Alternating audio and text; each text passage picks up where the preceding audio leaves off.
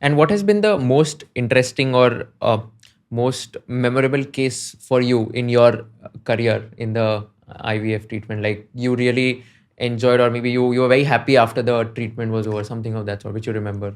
So I think every baby is a source of joy. So I'm not going to say one. It's like asking a mother, which of your kids is your favorite. So again, but to your point, so the ones I find very interesting, the ones who are technically challenging. People who failed 3 cycles in some other clinic because the diagnosis was missed. So there are rare conditions. There's one called globozoospermia, where the man is infertile and cannot fertilize his wife's eggs with IVF because he's missing something called an acrosome. Now, that's a well-known diagnosis, but the trouble is that the eye only sees what the mind knows. If you don't think of it, you're not going to figure it out. So stuff like that's what gives me joy. But in a way, I think that's unfair.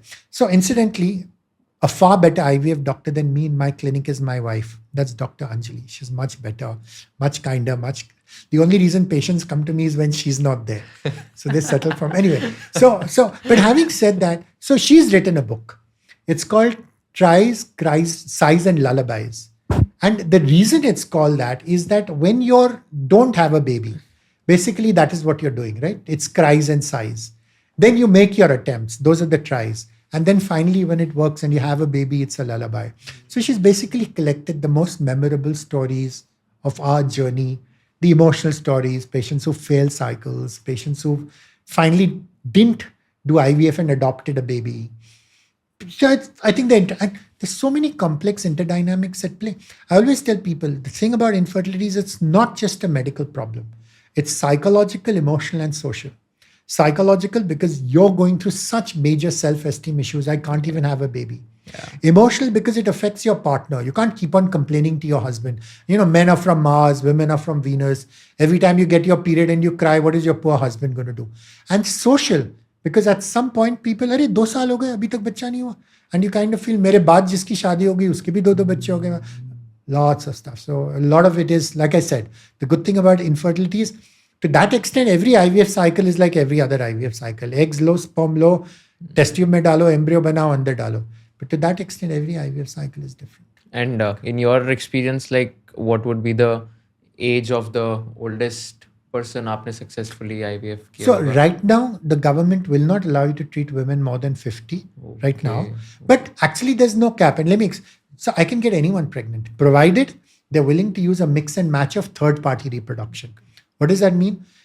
If she's crossed, let's say 45 and she's become menopausal, her eggs have run out. But if she's willing to use donor eggs, got it. Yeah. So we have technological solutions for everything. But whenever a patient does a consultation with me, I first start off by saying, you have choices. You have non-medical choices and you have medical choices. So तुम अगर मेरे पास आते हो तो हंस के आओ. It's not like you've broken your leg. You're coming for selfish reasons because you hope to get something from here. So non-medical options including not having a baby. And there's a difference between child-free and childless. Child-free is you're choosing consciously, you know what, I want to lead my life without one. They're very different. And adoption is an option. We actually tell patients register for adoption because usko bhi 4 saal lagte hain. A lot of patients get very angry when I talk about adoption. You're an IVF doctor, you're a specialist, we came to you for IVF, you're talking about adoption, does that mean we're going to fail? I said, no. I said, you should first have divergent thinking. Keep your options open. No one's going to force a baby down your throat. And if at some point you decide, you want to take your name off your list, they'll be very happy because there are 1,000 other parents who are waiting in line. So that's not a problem. So we first start with the non-medical options. We are emphasizing that this is elective treatment you take for selfish reasons. Then we say when you're making a decision, use your brains so you understand your choices, then listen to your heart. What is plan A? What is plan B? Prepare for failure. Because then the journey is an emotional journey. It becomes a little bit easier when you're prepared for some of the ups and downs. And then worry about the logistics. How much does it cost? This, that, and the other. Because if you spend time on the first 2 things, the third thing is very simple. Got it. If you learned something new from this video, do share it with your friends and subscribe to this channel so that we can bring you the best content possible. Also, if you want to watch this entire episode, click on the link in the description box and you can go to Kushal Lodha YouTube channel and watch the entire podcast episode. Thank you so much for watching this and have an amazing day.